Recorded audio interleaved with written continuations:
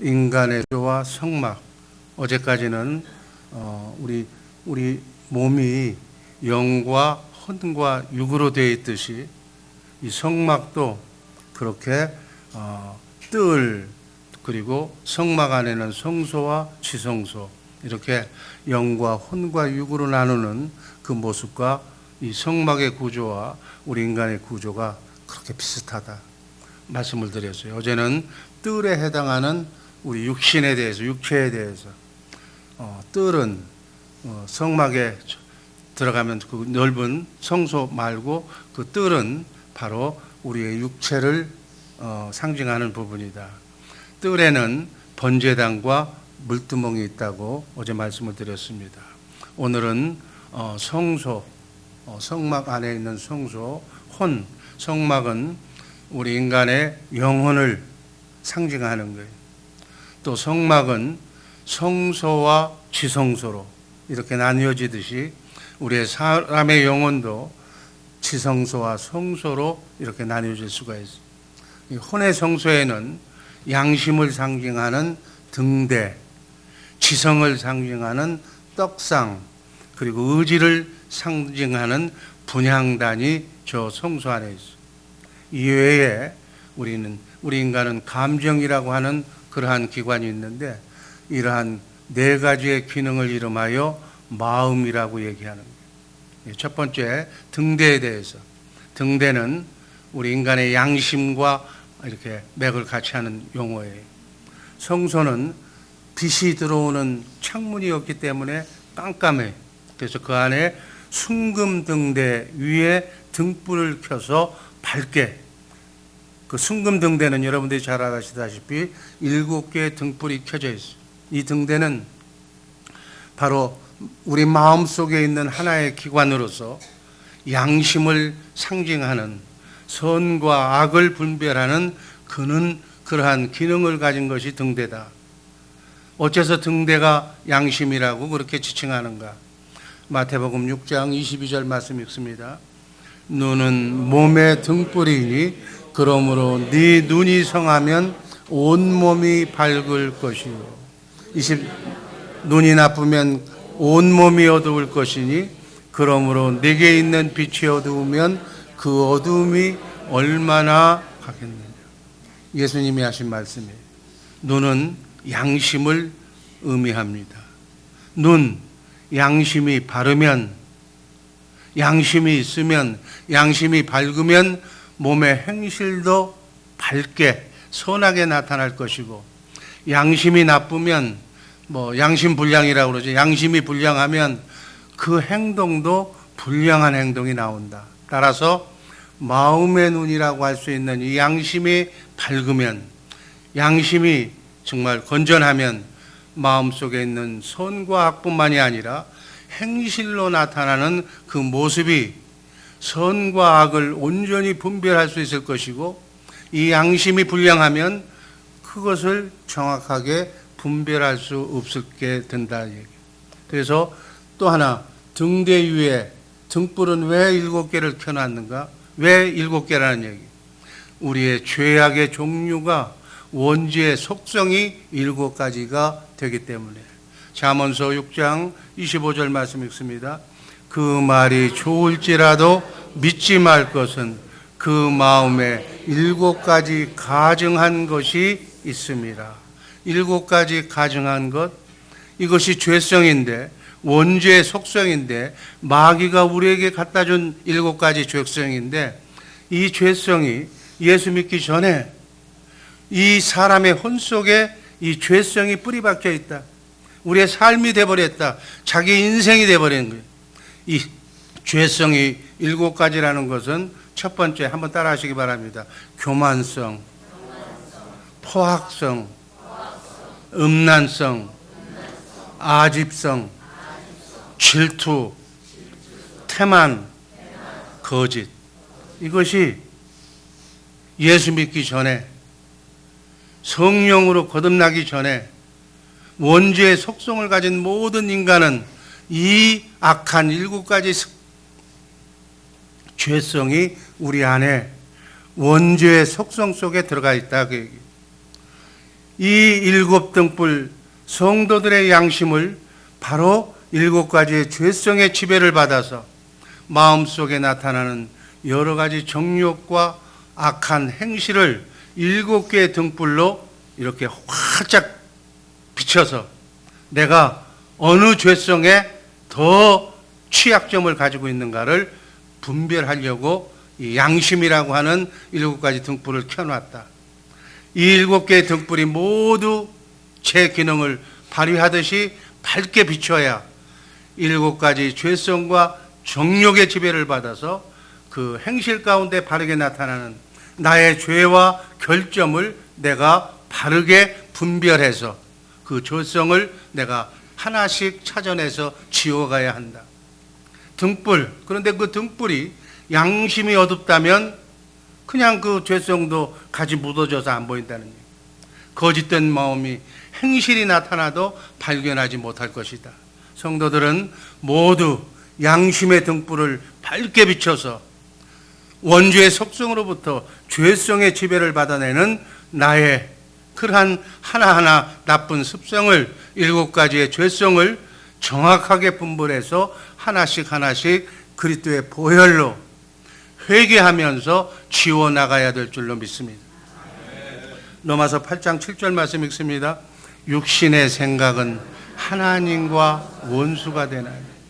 여기서 말하는 육신은 사람의 몸을 말한다는 것보다는 타락한 인간의 죄성과 정욕을 포함하고 있는 우리 육신을 말하는 거예요. 죄성과 정욕의 지배를 받는 원죄의 지배를 받는 타락한 마귀의 속성을 지금 육신이라고 표현하는 거예요. 이 육신은 다른 말로 얘기하면 육성, 영성에 반대되는 육성 또는 옛사람, 예수 믿기 전에 옛사람, 또 다른 말로는 겉사람, 자기, 자아 이렇게 표현하는 거예요. 이게 타락한 인간의 죄성과 정욕을 가리켜서 육신이라고 얘기한다. 그래서 예수님께서는 나를 따라오려거든, 예수님을 온전히 믿으려거든 이렇게 해야 된다고 말하죠. 마태복음 16장 24절 말씀 다 같이 읽습니다. 누구든지 나를 따라오려거든 자기를 부인하고 자기 십자가를 지고 나를 쫓을 것이니라. 아멘. 정욕이라는 것 우리 이 시간 잘 알아야 될 줄로 믿습니다. 갈라디아서 5장 24절을 보면 또 그리스도의 사람들은 육신과 함께 그 정과 욕심을 십자가에 못 박았느니라. 베드로전서 2장 11절 말씀 또 나옵니다. 한번 읽습니다. 사랑하는 자들아 나그네와 행인 같은 너희를 권하노니 영혼을 거스려 싸우는 육신의 정욕을 제하. 이 육신의 정욕, 정과 욕, 우리가 하나님의 아가페 사랑과 육신의 정을 이게 혼동하는 경우가 많아요. 하나님의 사랑, 이거는 성령으로 거듭난 하나님이 주시는 신의 성품에서 나오는 주님의 마음에서 나오는 희생하는 헌신적인, 제가 얘기했죠, 모성 본능과 같은, 하나님이 인간을 창조하실 때 여인의 마음 속에는 모성 본능이라고 하는 짐승한테도 그 본능을 심어주셔서 본능으로 예수 믿든 안 믿든 종족 번성을 위해서 애미는 새끼를 위해서 죽을 수 있는, 희생할 수 있는 마음을 주는 거예요.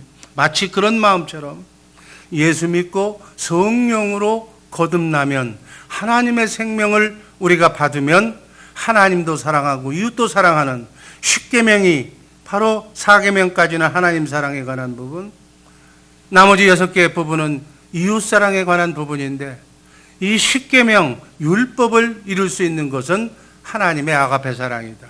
그래서 사랑은 율법의 완성이라고 했을 때 이 사랑은 하나님의 성품, 하나님의 마음에서 나오는 사랑, 성령으로 거듭난 영혼 속에 하나님의 생명이 들어가 있는데 그 생명에서 나오는 그 성품이 바로 하나님 사랑, 이웃 사랑할 수 있는 마음을 거듭난 생명 속에 심어주시겠다는 거예요.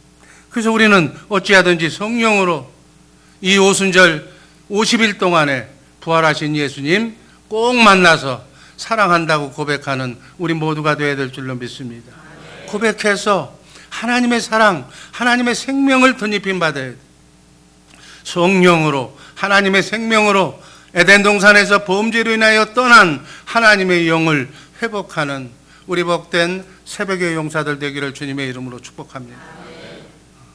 여기서 나오는 정과 욕심은 제거해야 돼. 애정과 욕망, 애정, 혈육 간에 또는 남녀 간에, 친구 간에, 또 사물에 대한 욕심, 욕망. 욕망은, 이 욕심은 식욕, 성욕, 물욕, 명예욕, 이런 거 다 포함하는 거예요.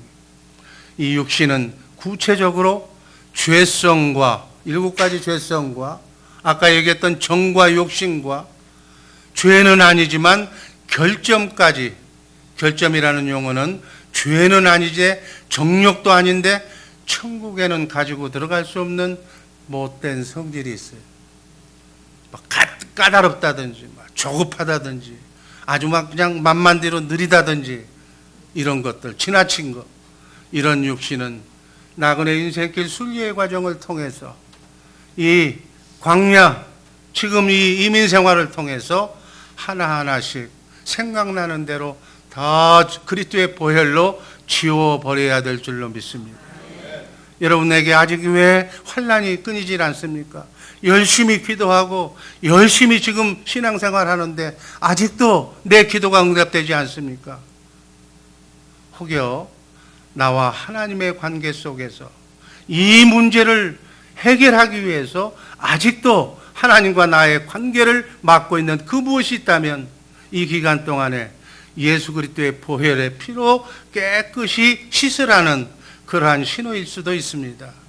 그리고 또 하나, 너무나도 급한데 이 문제를 해결해야 되는데 아직 이루어지지 않았다면 하나님이 성경에서 말씀하신 대로 소원 기도를 하는 방법도 있어요.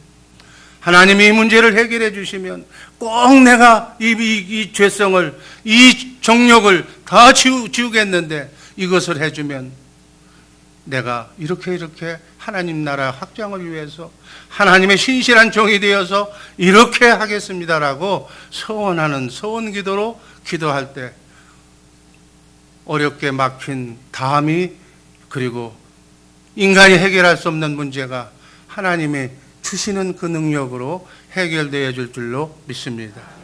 양심은 어떻게 하면 밝아지는가? 히브리서 5장 14절 말씀 한번 다 같이 읽습니다.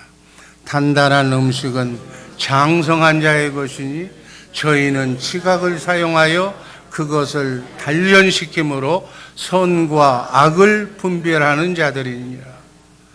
우리는 단단한 음식, 하나님의 이 신구약 성경 66권 안에서 말씀하시는 성령으로 오신, 성령을 통해서 여러분과 나에게 영으로 오신, 영적으로 임재하신 그리스도의 말씀을 먹어야, 그 그리스도의 말씀을 먹는 것이 바로 단단한 음식을 먹는 것인 줄로 믿습니다.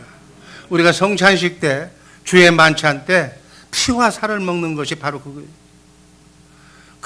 그것을, 떡과 포도주를, 피와 살을, 예수님의 피와 살을 먹어야만이 그것이 단단한 음식인데, 그것이 바로 생명인데, 그 생명은 내가 요한복음 6장 63절에 벌써 보니까 내 말이 영이요 생명이라고 그러기 때문에 하나님의 말씀이 하나님의 생명인데, 그 생명의 말씀이 바로 신구약 성경 66권 안에서만 말씀하시는 살아계신, 오늘 여러분들이 기도하면 그 기도 응답으로 성경 속으로 여러분을 인도해서 성경 안에 나와 똑같은 문제를 가진 사람이 기도했을 때 그 기도의 응답을 성경의 구약, 신약에 나오는 모든 인간의 문제를 해결해 주는 말씀으로 여러분들에게 인도하실 줄로 믿습니다. 그래서 337도 훈련을 통해서 우리가 어찌하든지 우리가 하나님의 말씀을 잘 알아야 돼. 창세기부터 계시록까지 있는 말씀을 내가 잘 알고 있으면 내 안에 성령으로 오신 그 주님이 문제가 있을 때마다, 기도할 때마다 그 말씀의 해답을 말씀으로 우리에게 들려주실 줄로 믿습니다. 감동으로, 생각으로 우리에게 가르쳐 주실 줄로 믿습니다.